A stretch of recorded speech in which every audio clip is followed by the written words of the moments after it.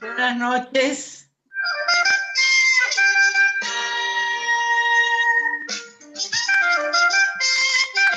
Buenas noches a todos.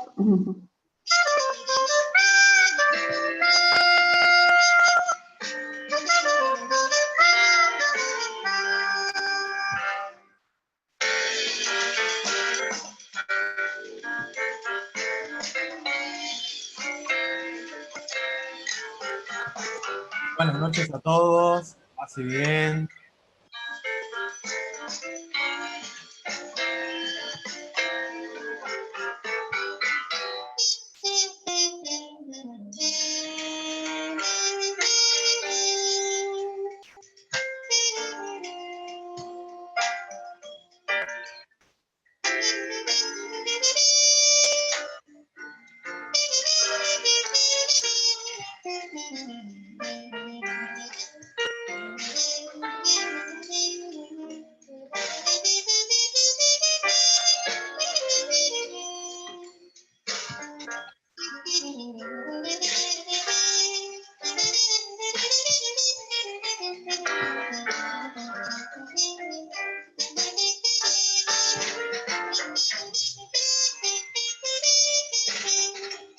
Dale, entra.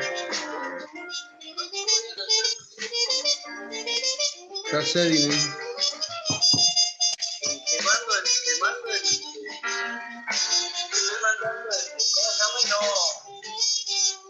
Esperá, estaba a entrar, te dije que entrara temprano. Entrar con miedo.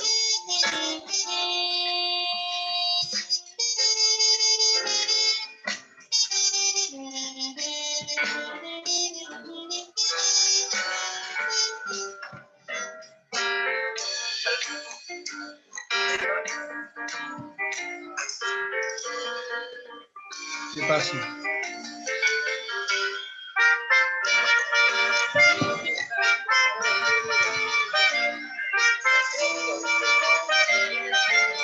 No.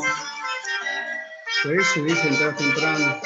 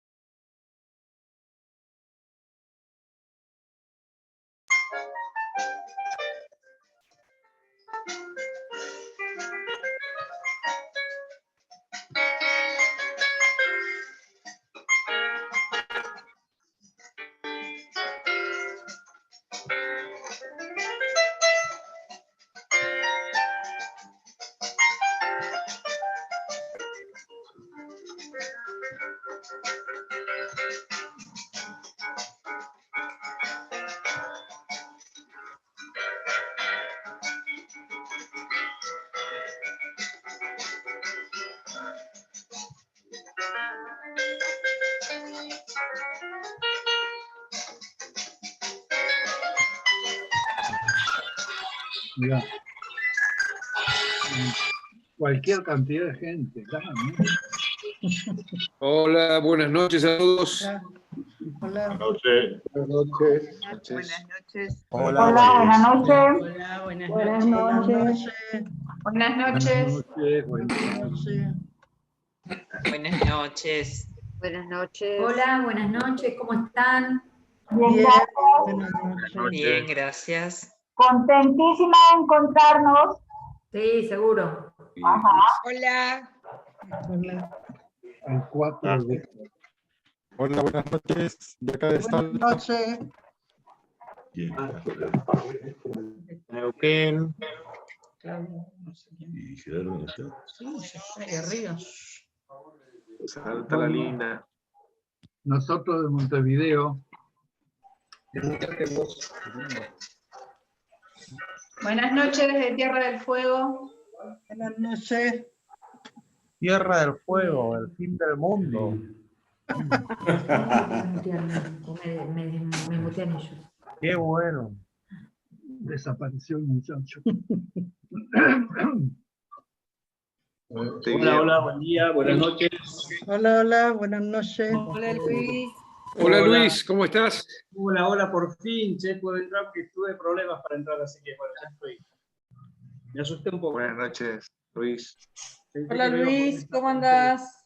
Hola, hola Gerardo, ¿cómo estás? Hola Luis, ¿cómo estás? ¿Cómo estás? Muy bien. Muy bien, contento. Porque la verdad que esto es muy esperado, ¿eh?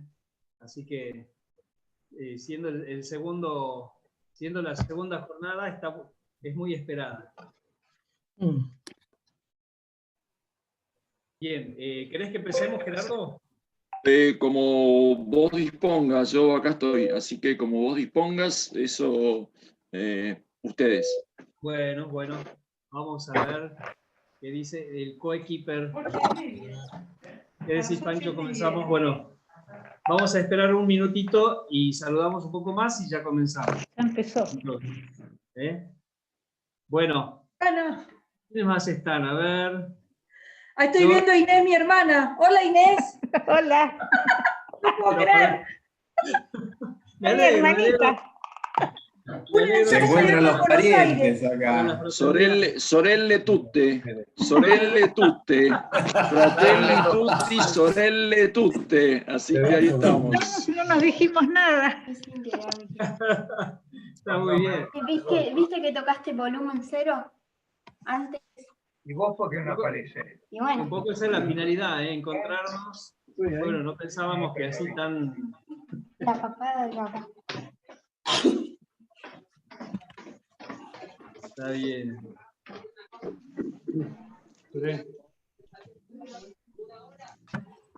Bueno, a ver, ¿quién es más?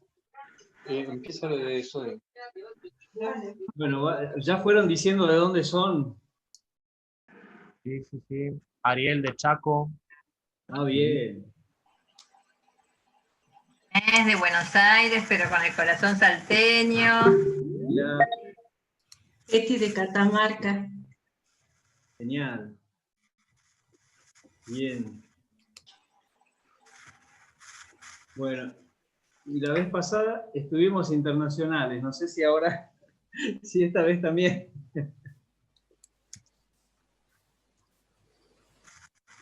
Vamos a ver, vamos a escuchar, a ver si escuchemos las voces.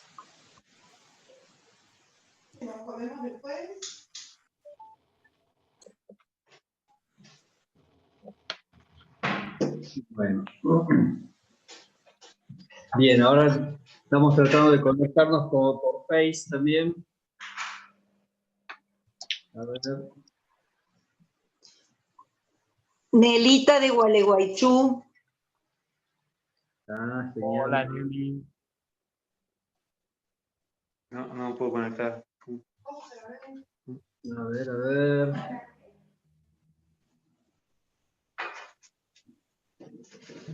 Ahí vamos.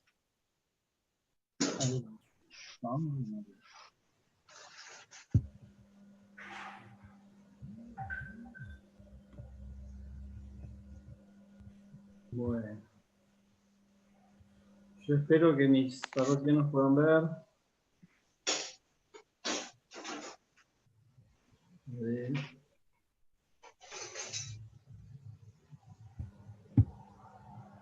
Estamos haciendo los últimos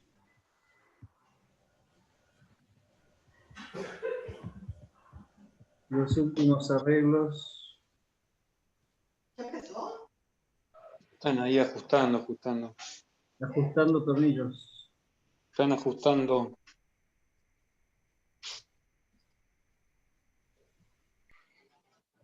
Bueno.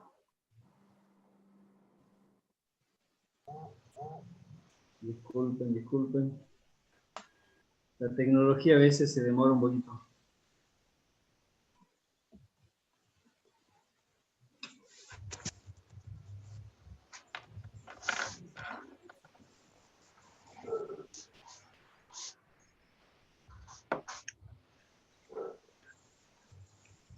Bueno, dice Pancho que no puede conectar el micrófono, ¿verdad?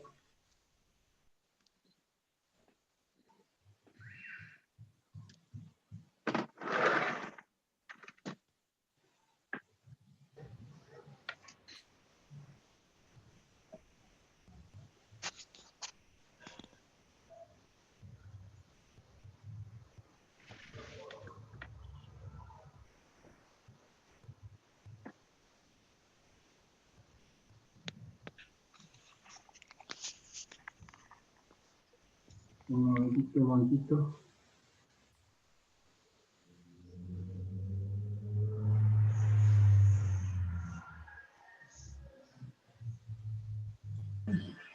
Ahí están, sí, se acá ya. Acá están.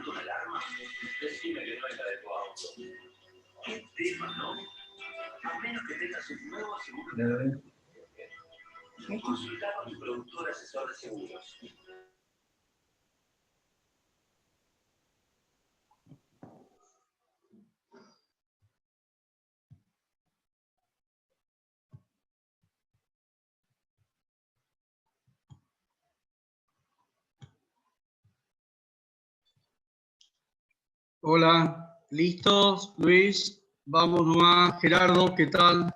Bueno, vamos. Muy bien.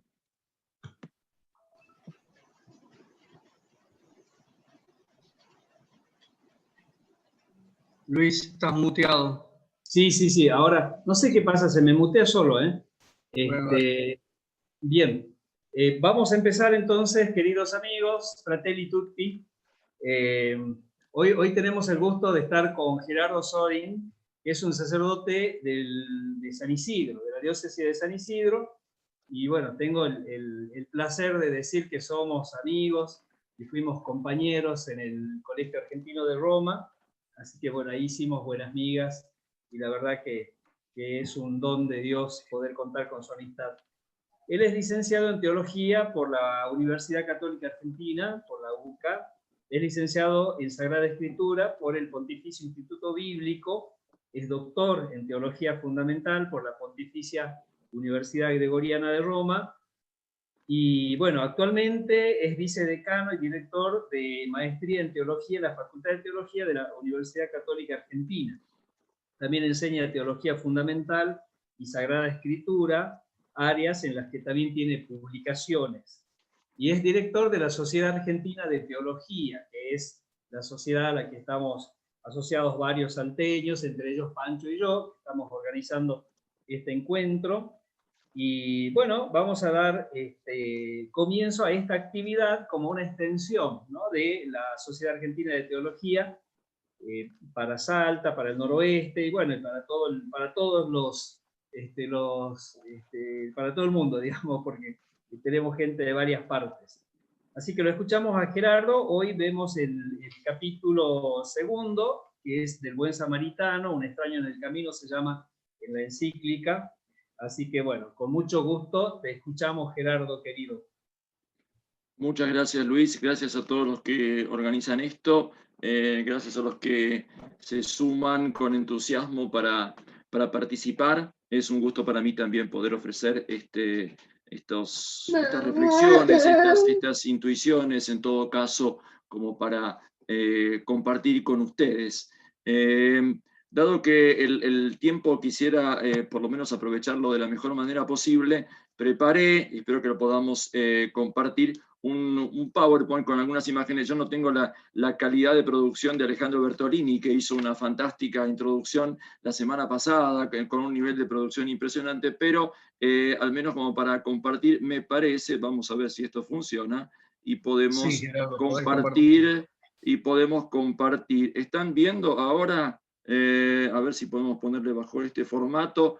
¿Ven la presentación? Fratelli Tutti, capítulo segundo, un extraño en el camino. ¿Estamos allí? Perfecto. Entonces, yo avanzo sobre esto y luego hacemos un espacio y un tiempo de preguntas. Un extraño en el camino es el título de este capítulo segundo, como nos acaba de recordar Luis, la parábola del buen samaritano. Empiezo directamente.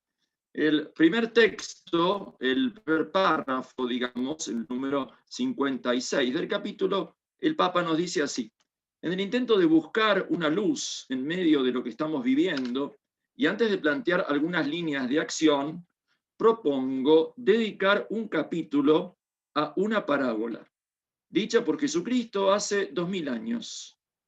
Porque, si bien esta carta, Fratelli Tutti, está dirigida a todas las personas de buena voluntad, más allá de sus convicciones religiosas, la parábola se expresa de tal manera que cualquiera de nosotros puede dejarse interpelar por ella. Y entonces, este primer número nos ubica en el capítulo entero. El capítulo primero, las sombras de un mundo cerrado, nos había dejado en una oscuridad bastante impresionante. ¿Recuerdan cómo lo presentó Alejandro? Tiene que haber alguna luz que proponga una perspectiva, una posibilidad, que abra algo distinto. Y esto es lo que hace este capítulo. Aquí se da un quicio en el capítulo segundo. No es simplemente una gradación lineal de menos oscuridad a más oscuridad, es una irrupción de algo nuevo y distinto. En el intento de buscar una luz, propongo dedicar un capítulo a una parábola.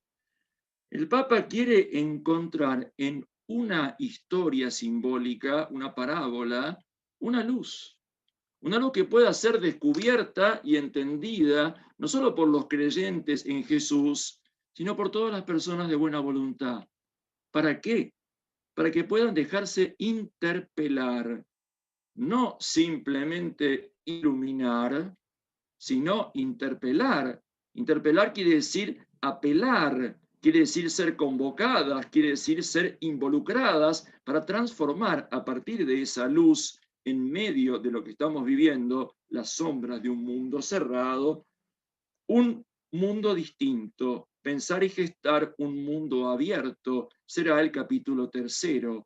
¿Desde dónde, a partir de un mundo cerrado en sombras, se puede pensar y gestar un mundo abierto? Pues desde la parábola que el Papa quiere proponer como una luz. Y por eso le va a dedicar un capítulo a una parábola.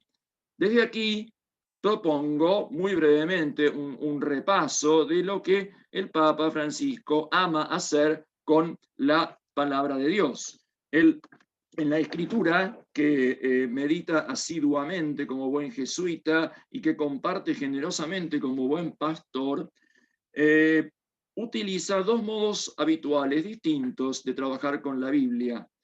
Una manera es, cuando quiere tomar un tema, une los textos fundamentales que lo presentan en la Biblia. Por ejemplo, para tomar Evangelii Gaudium, la alegría del Evangelio. La primera parte es una invitación a la alegría, y entonces nos recordarán en los números 4 y 5 lo que los textos del Antiguo y del Nuevo Testamento proponen como una invitación a la alegría, una cadena de textos.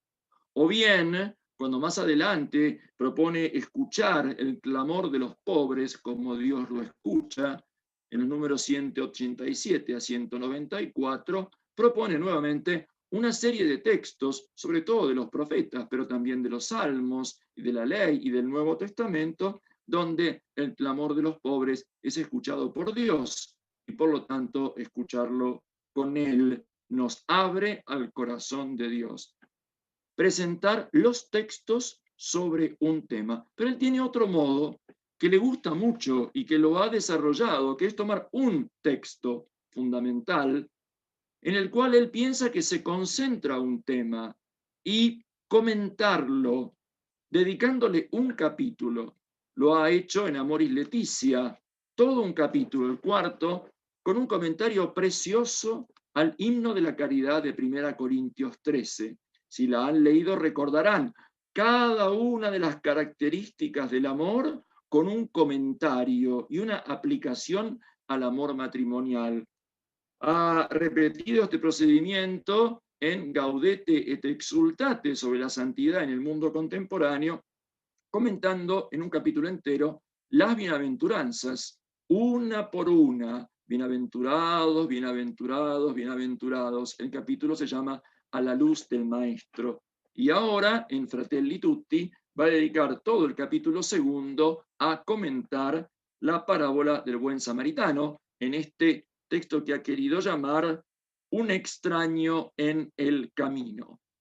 Así que, por supuesto, hay otros modos con los cuales el Papa trabaja la Biblia, pero yo quería recordar estos como para tenerlos presentes. Su hermenéutica es siempre pastoral, siempre busca la interpelación, las cosas preciosas que dice sobre la humilía en Evangelii Gaudium, la conversación de la madre con sus hijos, la madre iglesia, en la cual el predicador no tiene sino que ser alguien que facilite ese diálogo que es del Evangelio, tiene que proponerse y continuarse. Nos hablan del corazón de este hombre, Papa, que medita la Escritura y la ofrece generosamente para que interpele y transforme la realidad de todos aquellos que quieran abrirle el corazón.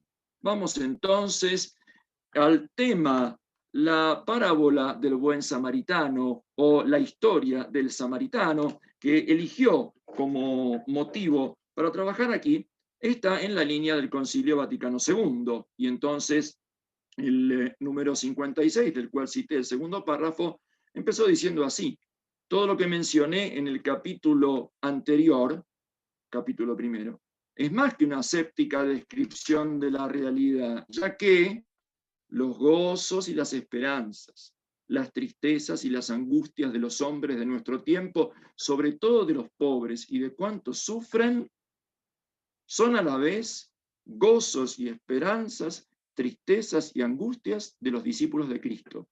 Nada hay verdaderamente humano que no encuentre eco en su corazón. Gaudium et Spes, gozos y esperanzas, número 1. Porque el mundo está como está y es como es, los discípulos de Cristo sienten ese eco en su propio corazón. Nada verdaderamente humano deja de encontrar eco, resuena, especialmente los pobres y los que sufren.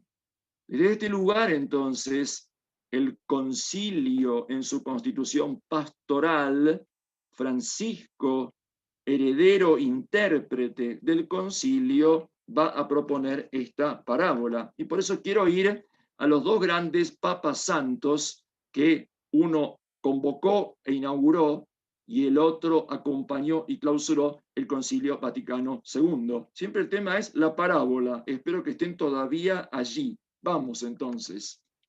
Juan 23, 11 de octubre de 1962.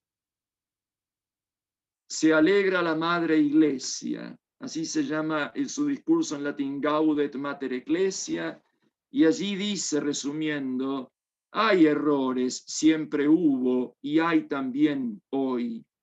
Y la Iglesia siempre se opuso a los errores, frecuentemente los condenó con la mayor severidad. En nuestro tiempo, sin embargo, la esposa de Cristo prefiere usar la medicina de la misericordia más que la severidad. Hemos recordado este texto en el año de la misericordia muy especialmente, pero el Papa Juan, el Papa Bueno, quería que su concilio pastoral usara la medicina de la misericordia mucho más que la severidad. Su sucesor, sabio y paciente artesano de consensos, San Pablo VI, clausuró el Concilio Vaticano II 4 años después, el 7 de diciembre de 1965, con un discurso que, a mi juicio, me hago cargo, es una de las joyas de la literatura espiritual del magisterio del siglo XX.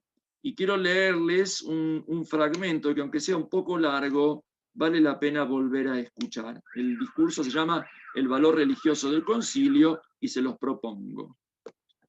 La Iglesia del Concilio, sí, se ha ocupado mucho, además que de sí misma y de la relación que la une a Dios del hombre tal cual en realidad hoy se presenta, del hombre vivo, del hombre enteramente ocupado de sí, del hombre que no solo se hace el centro de todo su interés, sino que se atreve a llamarse principio y razón de toda realidad.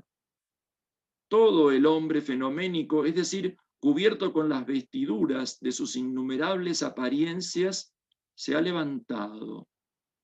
Se ha levantado el hombre trágico en sus propios dramas, el hombre superhombre de ayer y de hoy, y por lo mismo frágil y falso, egoísta y feroz. Luego, el hombre descontento de sí, que ríe y que llora. El hombre versátil, siempre dispuesto a declamar cualquier papel, y el hombre rígido, que cultiva solamente la realidad científica. El hombre tal cual es, que piensa, que ama, que trabaja, que está siempre a la expectativa de algo. El hombre sagrado, por la inocencia de su infancia, por el misterio de su pobreza, por la piedad de su dolor. El hombre individualista y el hombre social. El hombre que alaba los tiempos pasados y el hombre que sueña el porvenir. El hombre pecador y el hombre santo, y así siguiendo. El humanismo laico profano finalmente ha aparecido en su tremenda estatura y en cierto sentido ha desafiado al concilio. La religión del Dios que se ha hecho hombre se ha encontrado con la religión, porque tal es, del hombre que se hace Dios. ¿Qué ha sucedido? ¿Un choque? ¿Una lucha? ¿Un anatema?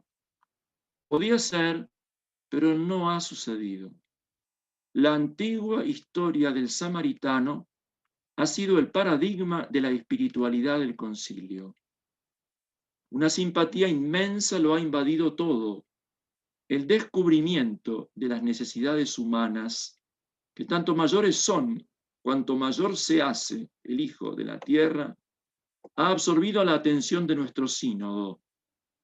Denle como mérito al menos esto, ustedes, humanistas modernos, que renuncian a la trascendencia de las cosas supremas, y reconocerán nuestro nuevo humanismo.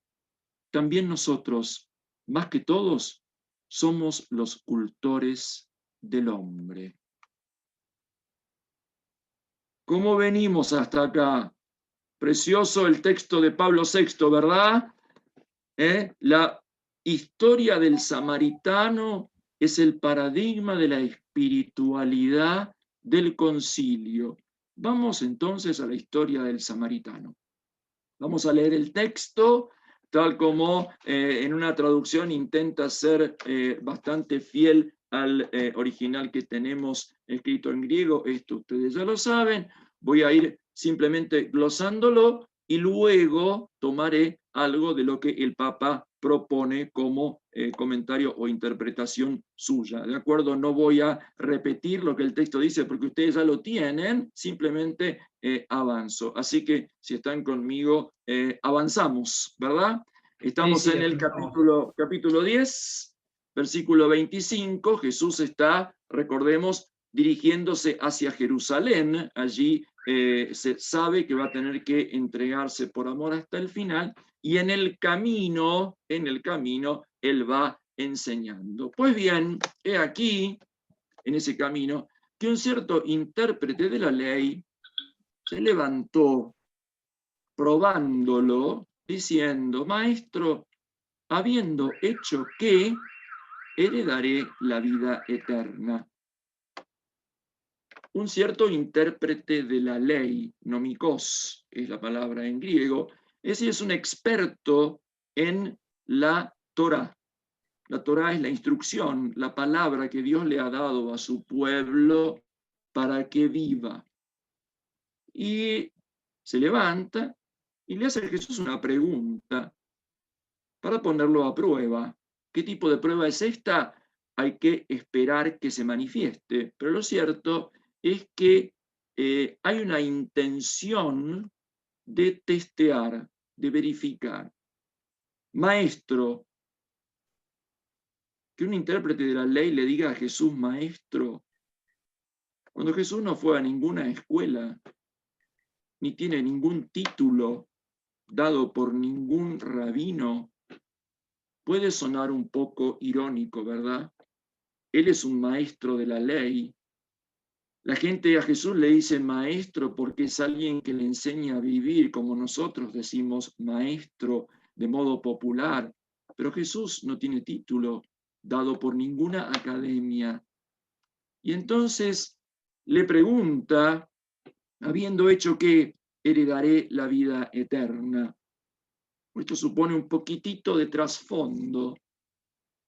Hay un hacer que es necesario para recibir algo que tiene que ser dado, heredar la vida eterna. En el judaísmo, hasta el día de hoy, es clave la práctica. Hay que cumplir la palabra de Dios.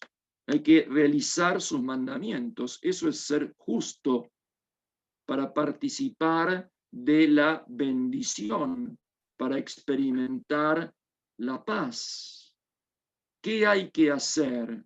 ¿Qué debemos hacer? Eso es lo que enseña la ley. Sin embargo, el intento de practicar la justicia choca con la realidad de un mundo tremendamente injusto. Y entonces se fue desarrollando con el tiempo la esperanza de otro mundo. Haolam Haba, el mundo que viene. Un mundo donde haya justicia. Un mundo que Dios va a ofrecer, donde se pueda experimentar la justicia, la plenitud de la bendición, Tzedaká. Ese mundo está preparado por Dios y participarán de él, y esa es la teología judía que está detrás de este texto, aquellos que estén luchando en este mundo injusto para realizar la justicia. Esta es la idea. En este mundo injusto hay que luchar para hacer la justicia, y los que estén esforzándose y haciendo eso participarán en el mundo que viene. Eso se va espiritualizando cada vez más y aparece la expresión vida eterna. Vida eterna es eso. ¿Qué tengo que hacer que, habiendo hecho, me permitirá heredar la vida eterna? Resumo la pregunta entonces. Se pide un saber que tiene que orientar un hacer que tiene que servir para vivir. Y aquellos de ustedes que están en el mundo de la enseñanza entienden perfectamente bien esto. Uno va a la escuela para saber lo que tiene que hacer para vivir bien. De eso se trata la enseñanza. Y este es un intérprete de la ley que está haciendo esta pregunta. Con mala intención o buena, Jesús toma la pregunta en serio porque quiere dar la oportunidad de un diálogo. Una pregunta es una posibilidad. Y para Jesús no importa la intención si el que pregunta se mantiene abierto. Aunque tenga la peor intención del mundo, si está dispuesto a escuchar, entonces puede avanzar. Obviamente, Jesús no va a dar una respuesta. Lo va a involucrar en la pregunta. Eso es la sabiduría. Una ciencia puede dar un dato, puede dar una indicación. Hoy en día, si queremos conocer algo, googleamos y tengo un dato. Eso no sirve para vivir, eso es un dato. Un sabio no da datos. Un sabio es alguien que toma la pregunta e involucra en general con otra pregunta para abrir esa búsqueda. Venimos hasta acá, ¿puedo avanzar un poquito? Estamos solo en la pregunta inicial, ¿de acuerdo? Vamos muy bien. Entonces, vamos. Jesús le toma la pregunta, lo toma a él en serio, y lo devuelve a su lugar más genuino, la ley. Él es un maestro de la ley. Y entonces, en la ley, en Tonomo, dos preguntas. ¿Qué está escrito y cómo lees? ¿Qué está escrito? Eso es el dato objetivo, lo que está escrito. Pero la segunda pregunta supone una interpretación personal. ¿Cómo lees? Algunas traducciones ponen qué lees, pero el texto no dice qué, dice pos, porque saben y sabemos que un mismo escrito se puede leer de maneras muy diferentes. Y en nombre de un mismo texto se pueden sacar conclusiones y acciones y transformaciones muy diferentes, muy diferentes. Jesús lo involucra no para que le repita un dato lo que está en tal libro, sino para que se comprometa diciéndole cómo lee. Le pide desde lo mejor que tiene su conocimiento de la ley que se involucre con la interpretación. Y como le tocó lo mejor que tiene, el otro, perdonen, entró. Porque la lógica hubiera sido, perdón, acá el que pregunta soy yo. Yo soy el que estoy tomando el examen, yo soy el que estoy poniendo a prueba. Imagínense un alumno que a un profesor que le pregunta, le devuelve una pregunta, ¿y a usted qué le parece lo que me está diciendo? Evidentemente, entonces, el que empezó preguntando con mala intención, se encontró recibido y remitido a lo mejor que tiene para poder responder desde lo mejor que tiene esta pregunta de Jesús, las dos. Entonces responde, y lo que hace como respuesta, preciosamente, es un trabajo de interpretación, porque toma dos textos de la ley, de la Torá, ustedes lo saben de memoria, uno del libro del Deuteronomio, amarás al Señor tu Dios de todo tu corazón, y en toda tu alma, y en toda tu fuerza, y en toda tu mente. Y el segundo del libro del Levítico, que dice, amarás a tu prójimo como a ti mismo. Notable el trabajo, porque toma una frase de un libro y otra de otro, y los une con un mismo verbo. Fíjense que no repite el verbo, no dice amarás y amarás, sino que el verbo es uno, amarás. Un amor que une dos amados, el Señor tu Dios y tu prójimo como a ti mismo. Un solo verbo. Hay que tener coraje para tomar dos textos separados y unirlos y decir, así leo yo lo que la ley dice que hay que hacer para heredar la vida eterna. Estamos hasta acá, ¿verdad? Ahora yo quiero dar una vueltita más. Todavía no entré en la parábola, pero me parece que vale la pena detenernos un instante. Esta unión entre ambos nos pone en el primero, Dios, el Señor, tu Dios, como alguien que reclama la totalidad de tu persona. Fíjense, todo tu corazón, toda tu alma, toda tu fuerza, toda tu mente. ¿Por qué hay que decir todo eso? Porque el punto de partida es un ser humano que no está integrado. No está integrado. El corazón va por un lado, la mente por otro, el alma por otro, la fuerza por otro.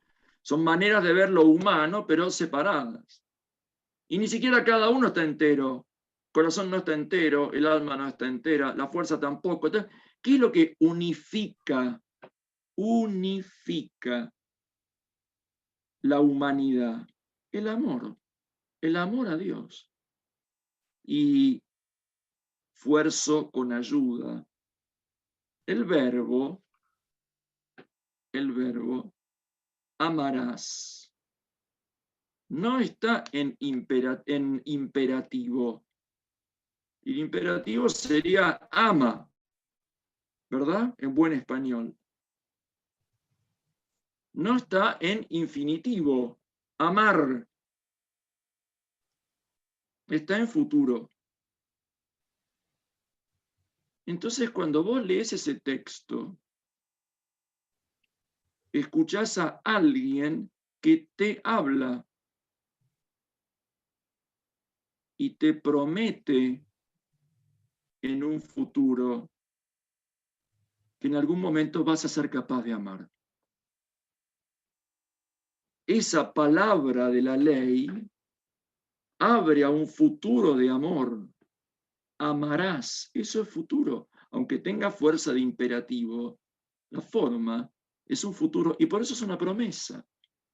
Abre a un camino de integración en el amor donde esto se pueda ir realizando. ¿Quién habla? Alguien que está por encima de Jesús y del doctor de la ley. Es un tercero. A ver, ¿qué dice? Amarás al Señor tu Dios.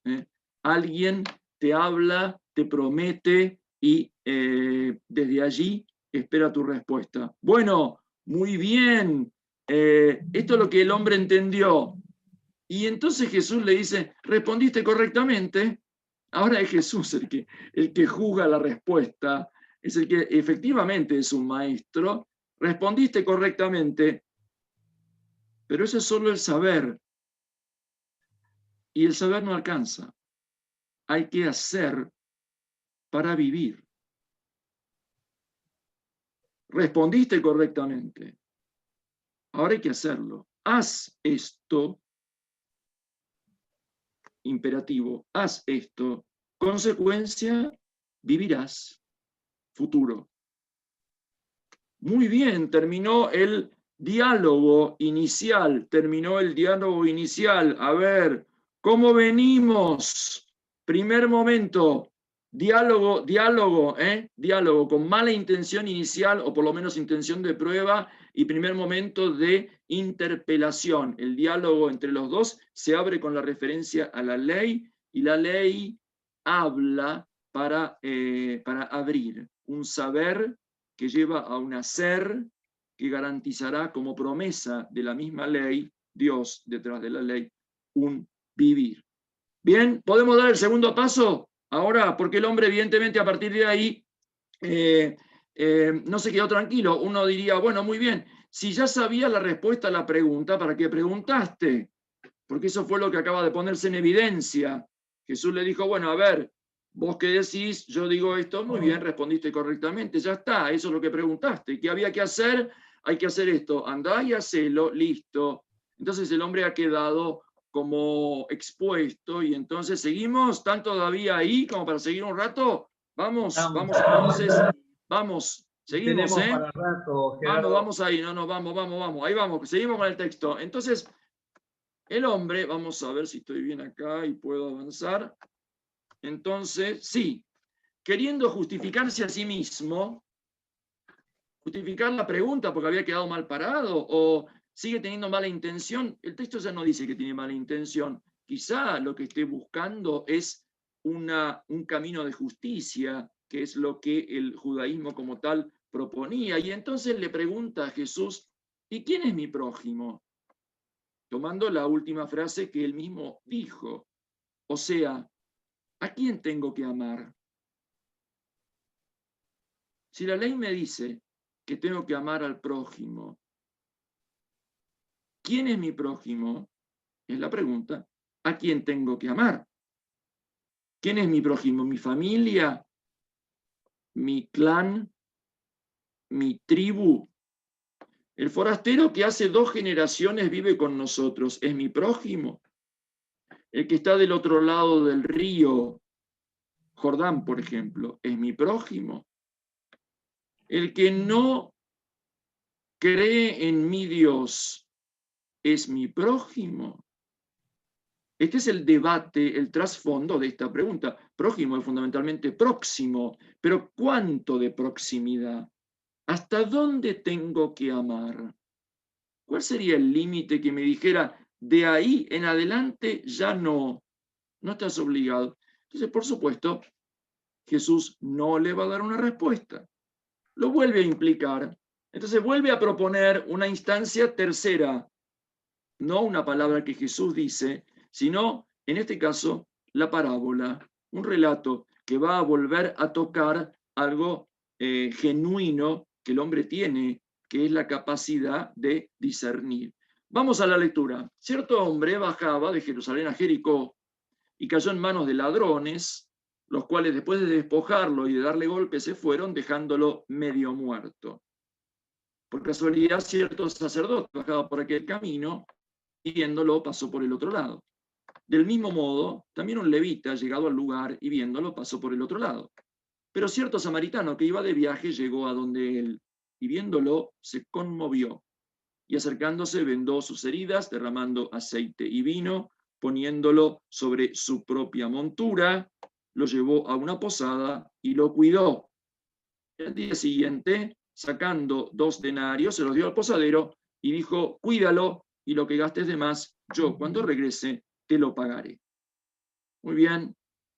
Nos quedamos con el relato por ahora. Es un relato cerrado, muy fácilmente comprensible, salvo algunos elementos más locales. Uno tiene que ubicar Jerusalén y Jericó, uno tiene que mínimamente conocer quiénes eran los levitas y los sacerdotes y los samaritanos, pero no es demasiado difícil poder explicarlo y comprender de qué se trata. Entonces, la historia es verosímil, es muy probable, es una historia que pone un ejemplo que se ha conocido como la parábola del buen samaritano.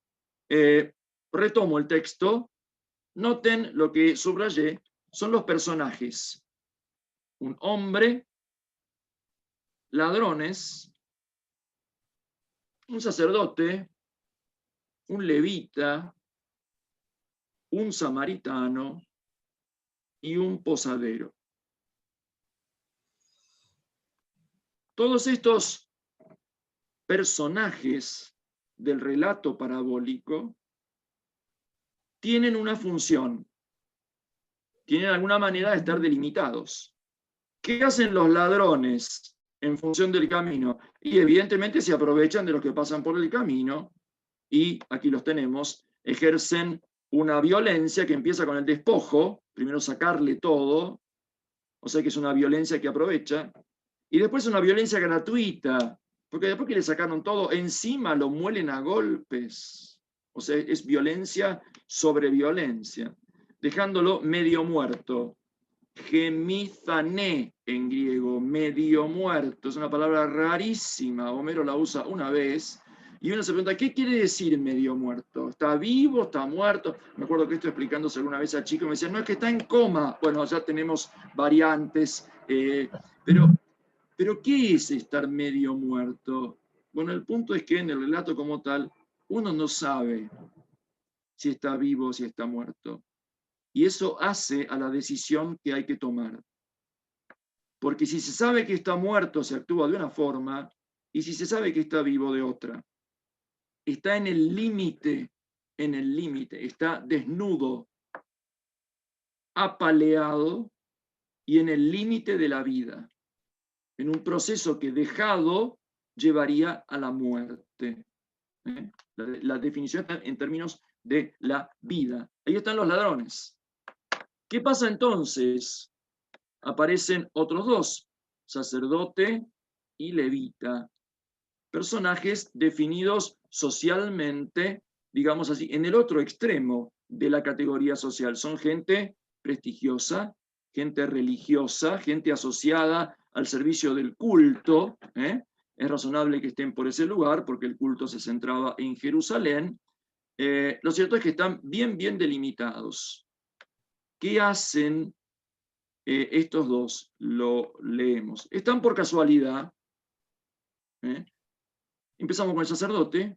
Bajaba por aquel camino y lo vio. Lo vio. Pero, o sea que no es que no se dio cuenta que estaba, lo vio. ¿Y qué hizo? Lamento que algunas traducciones ponen siguió de largo, porque nadie sigue de largo. Su camino no es igual. Lo que hizo es, el texto usa una expresión griega bastante complicada, antiparelzen, que quiere decir aproximadamente dio un rodeo. Pues estaba en el camino, no al costado. No estaba al costado. Estaba en el camino. Entonces, porque siempre lo ponemos al costado, ¿no? De manera que se pueda seguir de largo. No. No. Lo dejaron en el camino. Entonces está ahí. Entonces llega y lo esquivan. Pasan por el otro lado. Su itinerario, su camino queda curvado. Para siempre. Pasó por el otro lado. El levita, un funcionario de culto de segundo nivel, llegado al lugar, lo mismo. Viéndolo, pasó por el otro lado. No nos distraigamos pensando, era cuestión de pureza, pensaban que estaba muerto, no quería tocar a un muerto para no contaminarse y así. Todas esas son interpretaciones nuestras. Que queremos de alguna manera encontrar una racionalidad a esta forma de reaccionar. De repente viene alguien ciertamente molesto, indeseable para una audiencia judía, que es la que está escuchando este relato. En primer lugar, un samaritano. Conocemos la historia de enemistad, de recíproca hostilidad y odio entre judíos y samaritanos. Un cierto samaritano que iba de viaje, llegó donde él, también lo vio, pero algo se le revolvió dentro. Conmovió, splagnizo, eso es, se le revolvieron las tripas. Es una reacción espontánea, es sentirse tocado por lo que se ve y no poder soportarlo. Se te revuelve algo dentro, dentro, se te conmueve. No es simplemente compadecerse, que puede ser una lástima superficial, sino algo, es una reacción desde dentro, no es algo que se piensa ni que se decide, el cuerpo lo siente, diciendo, esto no puede ser, y entonces transgredió toda posible regla cultural, se acercó, son todos verbos, una catarata de verbos en acción, ¿no? Vendó las heridas, derramando aceite y vino, poniéndolo sobre la propia montura, lo llevó a una posada y lo cuidó, una catarata de verbos, todos en auristo. Bueno, esto no entro en detalle, pero es el amor en acto, ¿no? Uno hace todo lo que puede hacer.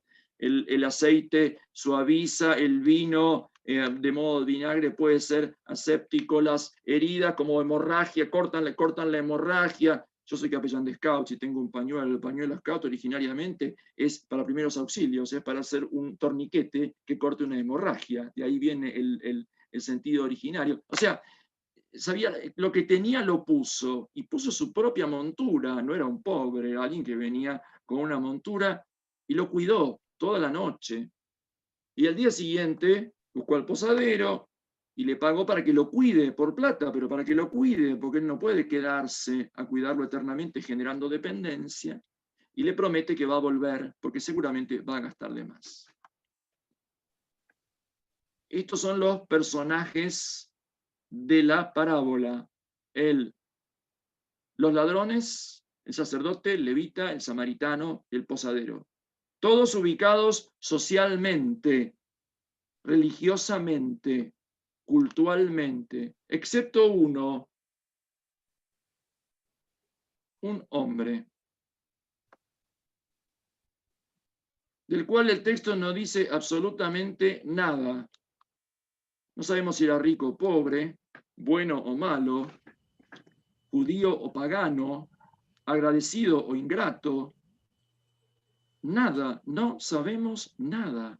Es simplemente un ser humano. No hace nada, no dice nada, todo lo hacen sobre él. Y se constituye en el centro respecto del cual todos los otros que tienen rótulo, que tienen etiqueta, van a tener que decidir. Ladrones para robarle, apalearlo e irse, sacerdote y levita para mirarlo y esquivarlo, samaritano para acercarse, comprometerse, cuidarlo, posadero para seguir cuidándolo. Hasta acá más o menos venimos con el relato, ¿sí? No sé, la parábola, es una pequeña metáfora del mundo, roles, y decisiones. Entonces, contada la parábola, Jesús retoma el diálogo con el doctor de la ley que le hizo la pregunta. Muy bien. ¿Cuál de los tres te parece que llegó a ser el prójimo, del caído en manos de los ladrones? Por supuesto, el otro que entendió responde. Y está bueno esto, porque no responde tapándose la nariz y diciendo, el samaritano, porque como era judío tendría espanto de decirlo, sino que si entendió, vas a ver que se acabaron los rótulos y que lo que decide es lo que uno hace, no lo que uno es. Se hizo prójimo el que hizo misericordia. Y lo puse así porque está permanentemente repetido el verbo hacer, hacer, hacer. ¿Qué tengo que hacer habiendo hecho qué? ¿Qué dice la ley? Amarás. Haz esto y vivirás. ¿Y quién es mi prójimo? Te cuento una parábola. ¿Quién se hizo prójimo? El que hizo misericordia con él. Y entonces Jesús le dice, bueno, ahora anda vos y hacelo. Hacer. Ponete en camino, ve por euo, del nuevo en griego, y haz tú de la misma manera. El que hizo misericordia con él, vete y haz tú de la misma manera. Ahí quedó. No sabemos si hizo de la misma manera, la parábola queda abierta, obviamente, porque tiene que responder el que la lee en el Evangelio, que somos nosotros. Cuando Francisco la propone para eso, obviamente. Quiere que escuchando y siendo iluminados por ese texto, nosotros podamos también, como él, reaccionar de esta manera. Vuelvo, sin embargo, a esto. Miren la pregunta, versículo 29. ¿Quién es mi prójimo? Preguntó el doctor de la ley.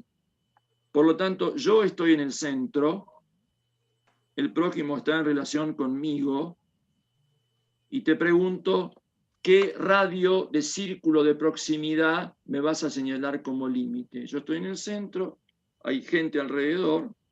¿Hasta dónde llega el amor que me piden?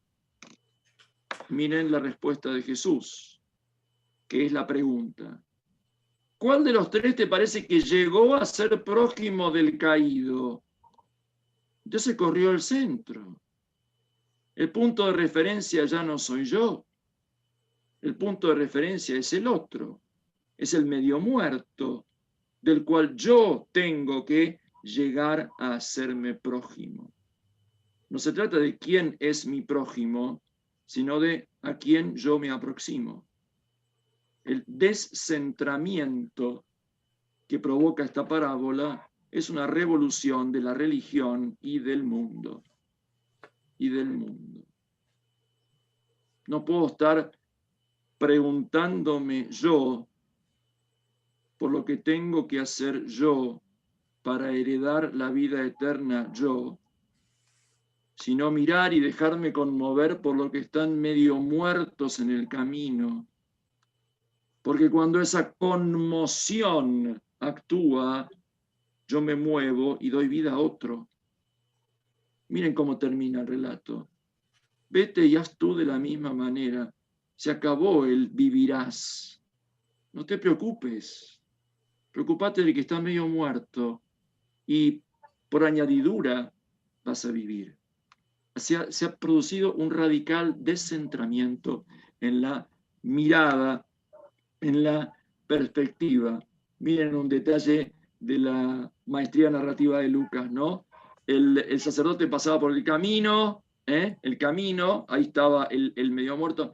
El levita llegó al lugar. ¿Qué lugar? ¿Que habían puesto un cartel diciendo hombre herido? No, es que el hombre herido se transformó en un lugar. En cambio, el samaritano llegó donde él. Acá está la persona. Acá está la persona. Bueno, Lucas es un maestro narrando, absolutamente, y la parábola, entre tantas cosas, quiere proponernos una historia del mundo en torno al camino.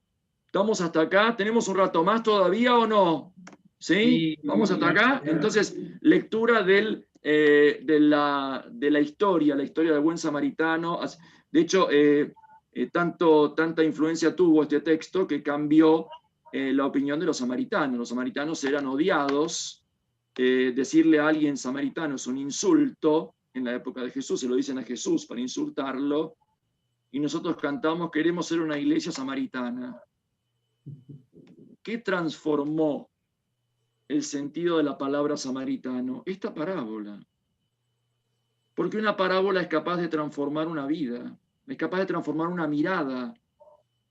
Una parábola hace, no es simplemente una historia que tiene una moraleja. La parábola provoca, reeduca la sensibilidad. ¿Cómo miramos? ¿Qué nos conmueve? ¿Qué queremos hacer? ¿Tenemos preguntas? ¿Nos arriesgamos a un diálogo?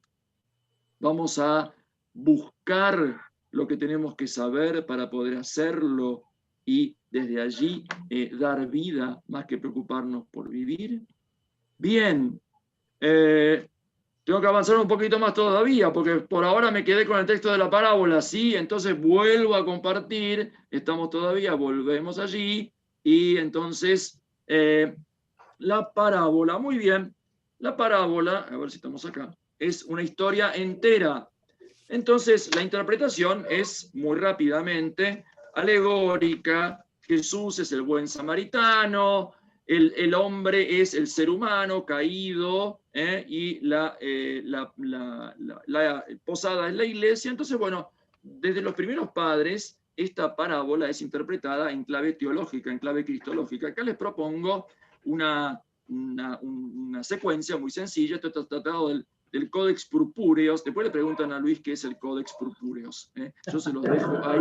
Es un precioso, tiene miniaturas sobre pergamino púrpura, es del siglo VI, y cuenta acá la historia del buen samaritano. Acá está en detalle, en general, noten la historia completa. Acá está caído, lo están ayudando, acá está puesto sobre la montura y acá está llevado al posadero. Ahí está Jericó, la ciudad de las palmeras. Así que, en detalle, aquí tenemos la escena. Jesús es el buen samaritano, el hombre desnudo, caído, medio muerto, los ángeles, por supuesto, que lo ayudan.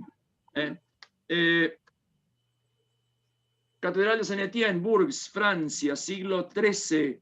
22 paneles de un vitral que van poniendo parte por parte la escena tras escena, de el buen samaritano en diálogo con la creación y la redención, porque la gente no leía, aprendía el Evangelio mirando la luz que atravesaba los cristales. Y entonces entendía, mirando esas imágenes, lo que a través de la luz le quería llegar como palabra de Dios. Avanzamos un cachito más, vamos a Siria. En la iglesia del patriarcado de Pej hay un nártex, una especie de cielo raso curvo en la entrada de la iglesia que tiene pintado, esto del siglo XIV, en una especie de friso acá abajo, la historia completa del buen samaritano. Se los muestro en general, vamos a detalle. Primer momento, el ser humano agraciado con Dios es tomado por los demonios, y los demonios lo dejan en un estado calamitoso, le roban todo y ahí se queda. Segundo momento, viene Jesús, el Redentor, trae con las heridas aceite y vino, lo ata con las vendas y lo carga y lo lleva a la posada. Tercer momento, ¿ven? Mirando el cielo, la gente leía y entendía a través del ícono la historia del buen samaritano. Una escuela rusa actual, esto es contemporáneo, retoma esa misma simbólica y ven el conjunto completo, ¿no? Los demonios que lo atacan y lo despojan, Jesús que viene y lo auxilia, lo carga sobre sí, lo lleva a la posada. El icono, que muestra la historia completa en su interpretación cristológica. ¿Por qué hago esto? Porque es lo que dice Jesús, lo que dice Francisco. Esta parábola es un icono. Esta parábola es un icono iluminador es preciosa la provocación. Porque el icono es iluminado, no iluminador. ¿Vieron alguna vez los iconos, verdad? Hay que ponerle las velas delante. Y cuando tienen velas delante, empiezan a mostrar una escena de gloria y de drama, de humanidad, que después se vuelve iluminador para quien lo contempla. La parábola, dice Francisco, es capaz de revelar lo que tenemos que hacer, poner de manifiesto la opción de fondo que necesitamos tomar para reconstruir este mundo. Un mundo que está en las sombras, cerrado. Acuérdense del capítulo 1. La parábola nos muestra con qué iniciativa se puede rehacer una comunidad. La parábola nos advierte sobre ciertas actitudes de personas que solo se miran a sí mismas. Miren todo lo que puede hacer la parábola, pero para eso hay que saber leerla. Y por supuesto, Francisco es hijo de San Ignacio. Y entonces propone cómo en los ejercicios espirituales lo que hay que hacer para que la parábola haga esto. Esta es la primera vez que lo presenta en los ejercicios, simplemente lo dejo para que lo recuerden porque está aplicado a la escena del nacimiento. No importa el detalle, me importa el modo. ¿Qué es lo que hay que hacer? Ver las personas como si presente me hallase. Me pongo ahí, ver las personas como si presente me hallase y después reflectir. Reflectir es reflexionar hasta sacar algún provecho. Primero, ver las personas. Segundo, mirar, advertir y contemplar lo que hablan y reflitiendo en mí mismo sacar algún provecho. Tercero, mirar y considerar lo que hacen, y después, reflitiendo, sacar algún provecho. Fíjense cómo leer una narrativa evangélica, ver las personas, contemplar, escuchar lo que hablan y mirar lo que hacen. Y si ustedes leyeron, y supongo que sí, el capítulo 2, habrán visto qué es lo que hace Francisco. Vamos a recorrer las personas. Están los salteadores, están los que pasan de largo, está el herido, está el samaritano. Miren lo que hacen, miren lo que dicen, mírenlos a ellos y reflexionen. Y eso es lo que hace el Papa. Reflexiona sobre eso para tratar de sacar un provecho, que es un provecho personal y un provecho social. ¿Venimos hasta acá? ¿Puedo avanzar un poquito más? ¿Sí? Entonces, esto lo tiene que hacer cada época, porque no está hecho de una vez para siempre. Entonces les voy a hacer una recorrida muy, muy, muy breve de lo que cada época fue haciendo, expresado en la forma quizá menos irrespetuosa de querer decir algo de esto, que es el arte. ¿Empezamos? Llega el humanismo, se acabó la interpretación directamente teológica de Cristo el buen samaritano, aparece lo antropológico. Hay que buscar una escena que concentre el mensaje, el icono. Bien, Veronese, estamos en el humanismo, ya nos pone el paisaje de la época todavía bastante frondoso y la escena de el buen samaritano socorriendo al hombre herido. Por supuesto apareció un perro, les encantaba pintar perros en esa época y meterlos ahí, los trajes son más suntuosos y están como en el fondo aquellos que pasaban y siguieron de largo. Más adelante entramos ya en el barroco, que ya empieza a llenar de movimiento la escena y a provocar una sensibilidad más emotiva. Noten la fuerza del abrazo, noten el movimiento de los árboles y de las nubes, como que va, y los otros dos que estaban ahí yéndose, ahí los ven los dos, uno con la montura y otro más adelante. ¿Avanzamos? Qué grande Rembrandt. Rembrandt elige otro momento, ¿ven? No busca el momento en que auxilia al herido, ni lo carga sobre la montura, sino cuando lo lleva a la posada. Claro, estando en los Países Bajos le preocupaba mucho a los que lo miraban cómo se arreglaba económicamente este asunto. Entre el posadero y el que cuida están los sirvientes, el juego maravilloso de la luz, el momento de trasladar el cuidado al posadero. Entramos en el romanticismo. La la fuerza de una sensibilidad en un equilibrio muy inestable. Miren la fuerza que este es de Lacroix, ¿no? Nada menos. Eugène Delacroix. Lo que le cuesta cargar al hombre sobre la montura, que parece que ni encaja sobre la montura. ¿Ven cómo se sienten los músculos y la fuerza de este equilibrio para poder avanzarlo? Mirando este cuadro y experimentando Vincent van Gogh, su última crisis, que lo tuvo 2 días inconsciente, se sintió como el herido y copió el cuadro de Delacroix haciendo esto. Vincent van Gogh. Es una copia, él dice, terminé, dice, lo hice, es el buen samaritano siguiendo a Delacroix. Todo se hace más sinuoso. Los colores son más firmes en la zona central y toda la naturaleza alrededor entra en este flujo. Fíjense, el caballo tuvo que abrir la pata trasera porque no se aguanta el desequilibrio entre los tres. Toda la escena fluye mostrando una fuerza y una fragilidad en el cuidado que involucra toda la creación. De cada uno de estos cuadros, por supuesto, podríamos hacer una larga meditación, pero yo les muestro esto. Esta es la verdad que yo lo quise poner, porque es el que a mí más me impresiona. Es un poquito anterior a Van Gogh. Los otros 2 ya se fueron, y el samaritano aún no llegó. Miren lo que es eso. Miren lo que es eso. Ahí están yéndose el sacerdote y el levita, y el samaritano aún no ha llegado. Y ahí está la humanidad medio muerta. ¿Qué vamos a hacer? ¿Quién mira? ¿Quién esquiva? ¿Quién se acerca? Ribot pintó un cuadro de estos antes del 70 y en el 70, Guerra Franco-Prusiana. Alguien acuérdese lo que era Francia en el 70. Vio así el mundo moderno. Puntualismo, estamos ya en el postimpresionismo, puntitos, ¿ven? La época, el grupo de mujeres pintoras alemanas, la extraordinaria vida de Paula Modersohn-Becker, subjetividad extrema reflejada en el texto que parece naive y está tan cargado de sentido.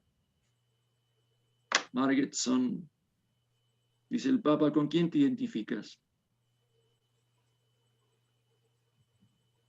La pregunta es cruda, directa, determinante. ¿A cuál de ellos te pareces? Nos hace falta reconocer la tentación que nos circunda de desentendernos de los demás, especialmente de los más débiles.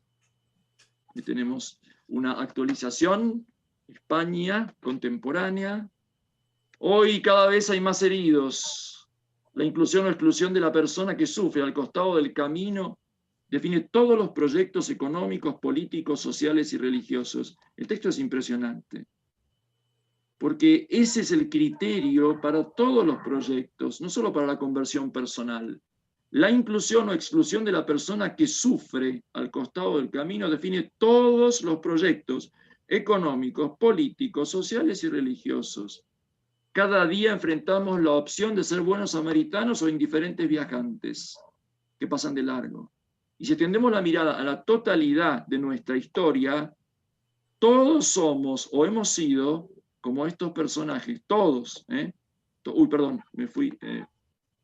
Todos tenemos algo de herido, algo de salteador, algo de los que pasan de largo y algo del buen samaritano, dice Francisco. Miren la actualización, Inglaterra, fíjense en y desde Inglaterra, el buen samaritano. Miren China, 2001. Miren África, ¿quién es samaritano de quién? ¿En qué contexto? ¿En qué camino? Miren Perú, en diálogo con las culturas andinas. La historia del buen samaritano se repite. Su parábola Jesús no plantea vías alternativas como qué hubiera sido de aquel malherido o del que lo ayudó si la ira o la sed de venganza hubieran ganado espacio en sus corazones. Él confía en lo mejor del espíritu humano y con la parábola lo alienta a que se adhiera al amor, reintegre al dolido y construya una sociedad digna de tal nombre. 2012. Pintura. Cada día se nos ofrece una nueva oportunidad, una etapa nueva. No tenemos que esperar todos los que gobiernan, sería infantil. Gozamos de un espacio de corresponsabilidad capaz de iniciar y generar nuevos procesos y transformaciones. Seamos parte activa en la rehabilitación y el auxilio de las sociedades heridas. Hoy estamos ante la gran oportunidad de manifestar nuestra esencia fraterna, de ser otros buenos samaritanos.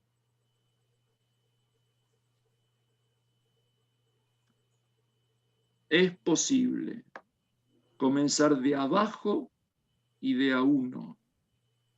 Pugnar por lo más concreto y local hasta el último rincón de la patria y del mundo, con el mismo cuidado que el viajero de Samaria tuvo por cada llaga del herido, pero no lo hagamos solos, individualmente. El samaritano buscó a un hospedero que pudiera cuidar de aquel hombre. Como nosotros estamos invitados a convocar y encontrarnos en un nosotros que sea más fuerte que la suma de pequeñas individualidades. Recordemos que el todo es más que la parte y también es más que la mera suma de ellas. Y miren esto. ¿Cuál es el herido? El mundo entero. El mundo entero necesita samaritanos. Esto es Laudato Si, ¿verdad? Para los cristianos, las palabras de Jesús tienen también otra dimensión trascendente. Está Cristo en cada abandonado o excluido. La fe llena de motivaciones inauditas, el reconocimiento del otro, porque quien cree puede llegar a reconocer que Dios ama a cada ser humano con un amor infinito y que con ello le confiere una dignidad infinita. Ahí está Cristo, el buen samaritano. Sin forzar de entrada nada, volvemos al corazón de nuestra fe. Y fuente última, los tres. Modelo perfecto de toda vida en común. La Trinidad misericordiosa. El hombre en el centro, tierra de tierra, un poco más oscurecida por la sangre, sostenido de los brazos, abrazado por el Padre, besado en su pie por el Hijo, e insuflado por el Espíritu en la misericordia de la Trinidad. Termino. Dice Francisco, a veces me asombra que con semejantes motivaciones a la Iglesia le haya llevado tanto tiempo condenar contundentemente la esclavitud y diversas formas de violencia. Hoy, con el desarrollo de la espiritualidad y de la teología, no tenemos excusas. Es importante que la catequesis y la predicación incluyan de modo más directo y claro el sentido social de la existencia, la dimensión fraterna de la espiritualidad, la convicción sobre la inalienable dignidad de cada persona y las motivaciones para amar y acoger a todos. Y este es el último párrafo del capítulo 2, un extraño en el camino. Bueno, gracias por la paciencia que han tenido. Espero que de esto, por lo menos como presentación, una idea les haya quedado.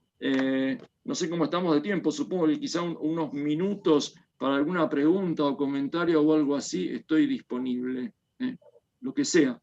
Así Gerardo, que te agradecemos, enormemente porque la verdad que nos sacás de un poco de la actitud por ahí de leer el capítulo segundo y pasar de largo muchas cosas que tal vez no nos damos cuenta, pero con tu explicación y tus aportes tan buenos, entonces el capítulo 2 lo tomamos más en serio y más con calma. Eso es lo que digo, lo que pienso ahora. Por ahí yo lo leí medio distinto, medio rápido, y dije, bueno, qué lindo, un capítulo que habla de una parábola. Y la verdad que ahora escuchándote empiezo a sacar muchas conclusiones, entre otras, que digamos el Papa usa por este capítulo también como para enmarcarnos, ¿no? Como para decir, bueno, de esta base parto yo.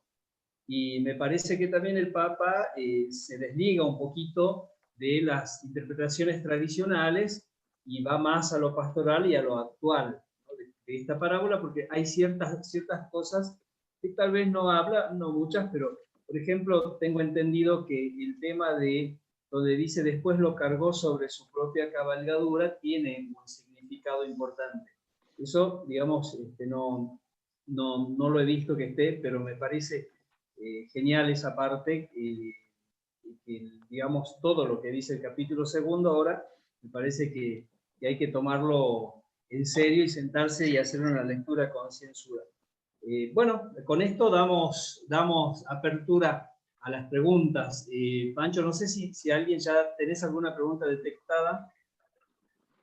No tengo del chat, al menos hay muchos aportes, son interesantes poder leerlos. Muchos se han sentido impulsados a compartir, Gerardo, con lo que vos ibas diciendo. Yo pienso también, lo pensaba mientras hablaba, lo importante que es contemplar el primer capítulo, cuando mostrabas la imagen del mundo herido. En el primer capítulo no es una descripción sociológica, una descripción producto simplemente de las estadísticas. La contemplación de la realidad del mundo es necesaria para poder, en primer lugar, conmoverse, y segundo, poder hacer, como nos indica la parábola. Creo que están en una unidad perfecta y que son consecuentes la una con la otra, ¿no? Sí, te diría ahí, si me permitís simplemente decir, la parábola a la vez que revela, ofrece no es simplemente un espejo de cómo el mundo está, sino también una ventana, una apertura a cómo podría ser. Y nos damos cuenta de que no está bien y queremos con esa luz arriesgarnos a hacer algo distinto. Es las dos cosas, es las dos cosas. Así que esa es la maravilla de las parábolas, ¿no? Esperan esa respuesta, no son simplemente un espejo, sino una ventana, una apertura, una invitación, que hay que completarla con la propia implicación, ¿no? Porque uno puede escuchar la parábola y decir, qué linda parábola, y seguir, ¿no? Entonces ahí hay que... Acá una persona pregunta en el chat, ¿por qué cree personalmente que el Papa eligió esta parábola y no el Evangelio de Mateo 25? Buena pregunta. No te puedo contestar la intención del Papa. Sí te puedo decir que de Mateo 25 y Mateo 5, que son los dos textos que siempre usa de Mateo para decir, este es el programa, las bienaventuranzas, y esta es el examen, ha hablado amplia y profundamente cuando habló de la misericordia, las obras de la misericordia, el año de la misericordia, en Gaudete et Exsultate. Acá ha querido, me parece, tomar un texto que hable de lo humano en cuanto humano, de tal manera que cualquiera pueda entenderlo sin necesidad de adherir a una fe, porque el samaritano no se conmueve porque ve a Dios en el herido, se conmueve porque tiene compasión entrañable. Lo que transforma es una mirada compasiva. Si uno mira el itinerario de Lucas, la escena que viene después es la de Marta y María. ¿Recuerdan? Jesús llega a una casa. Entonces, en la casa hay que escuchar la palabra de Jesús, pero en el camino hay que socorrer al herido. Y las dos son las formas de amor. El amor en el camino socorre al herido, y el amor en casa recibe al huésped y le da toda la atención. Casa y camino son los dos símbolos fundamentales de la existencia cristiana. Por supuesto, en la casa, el banquete, ¿no? Lucas trabaja todo el tiempo con estas dos metáforas fundamentales, el camino y la casa. Y en el camino hay heridos y a casa llegan huéspedes. Y según cómo uno trata al que está en el camino y al que viene a casa, se participa de la felicidad, de la bienaventuranza. Felices los ojos que ven lo que ustedes ven y los oídos que oyen lo que ustedes oyen. Ver compadecido al herido y escuchar la palabra de Jesús. Ese es el camino en la iglesia. Camino de misión, casa de comunión, ¿no? Por ahí es mucho lo que digo, pero esa es la idea. Esa es la idea como la presenta Lucas en este capítulo misionero, el capítulo 10. Bien, me gustaría que si hay alguien que quiera hacer una pregunta, ¿sí? Sobre todo preguntas que son enriquecedoras, me parece, porque por ahí cuando queremos aportar se hace medio largo y el tiempo es medio tirano. Así que si hay preguntas, por favor, que digan. ¿Quién quiere preguntar? Yo también quiero hacer una pregunta. A ver, decime el nombre. Y dale, después está Claudio Ramírez también. Adelante, ¿quién iba a hacer la pregunta? No sé quién Sí. primero. Sí, MSH, no sé quién es. Sí, Mariana es mi nombre. Hola Mariana, dale. Hola. A mí me quedaron como algunas dudas. ¿Cuál sería la diferencia entre, digamos, para ser buen samaritano no hace falta ser cristiano? No. No hace falta ser un creyente. No. Y eso está como puesto en la encíclica. Exactamente. Me quedó la sensación a mí cuando lo leí que estaba como un poco horizontal el tema. Por otro lado, la encíclica habla de pasar de largo, que vos dijiste recién que decía de rodeo, y también habla del costado del camino, y vos hiciste una puntualización muy buena sobre que estaba en el camino, no al costado. Sí. No le vamos a pedir a Francisco precisiones exegéticas respecto de los textos, eso lo estudiamos algunos que nos ponen para eso, aceptamos una traducción de tipo pastoral. Francisco no tiene intención de discutir con los biblistas, la sensación en la práctica no creo que cambie demasiado, yo lo puntualizo porque me parece que es significativa a la hora de la interpretación. Respecto de lo primero, yo les puse un texto más hacia el final, diciendo que los cristianos tenemos, por nuestra fe, una motivación mucho más profunda por lo humano. Eso está en la línea de lo que había dicho Pablo VI al final del concilio. Cuando acusaron al concilio de ser horizontalista, de ser humanista, Pablo VI escribió ese discurso y lo propuso al final, como diciendo, la Iglesia, como Dios se ocupa de lo humano. Es decir, Dios pone en el centro de su proyecto al humano, al ser humano, que es Jesucristo. En Él esa plenitud.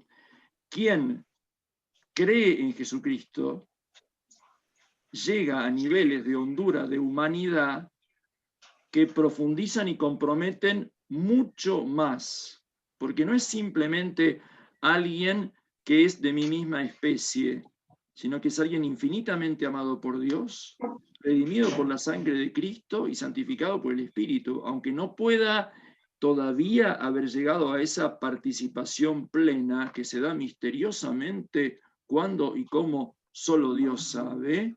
El cristiano tiene más motivación para esto, de modo que la fe profundiza las motivaciones, las lleva hasta dimensiones de eternidad, digamos así. En ese sentido, creo que una cierta tradición tiende a como superponer dos niveles, ¿no? Como lo humano y lo cristiano. Cuando Dios quiere manifestarse plenamente, asume la humanidad hasta el infierno. Descendió a los infiernos. Y esa es la humanidad más radical. No está medio muerto, muerto, profundamente muerto y descendido a los infiernos, dice el credo, ¿no? Hasta ahí. Y es Dios. Sí, le dio el nombre que está sobre todo nombre, Jesucristo. Dios hizo en Cristo la aventura humana hasta el final. La experiencia divina de ser hombre. Es impresionante.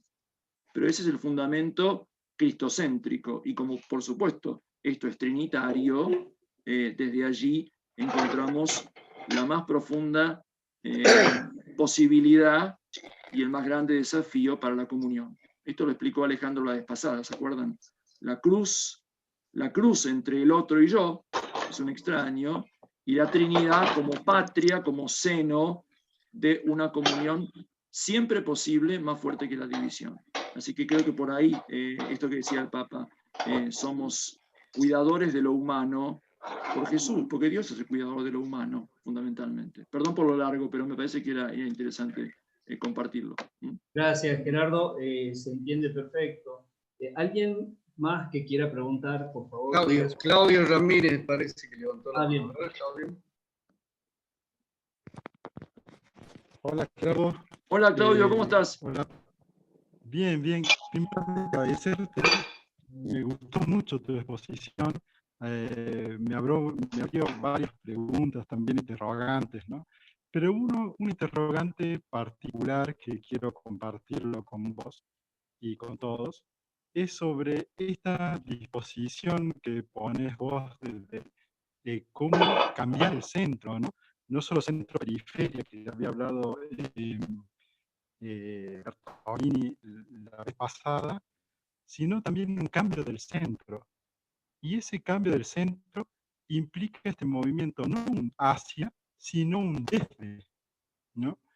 Interesante eso, porque pensar la iglesia en salida no es una iglesia que va hacia, sino una iglesia que es interpretada desde la realidad, desde el otro, y sobre todo en nuestra experiencia latinoamericana, desde el pobre, ¿no?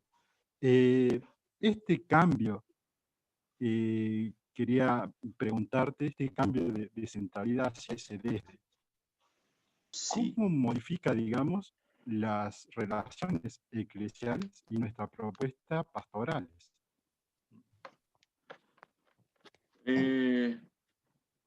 No sé.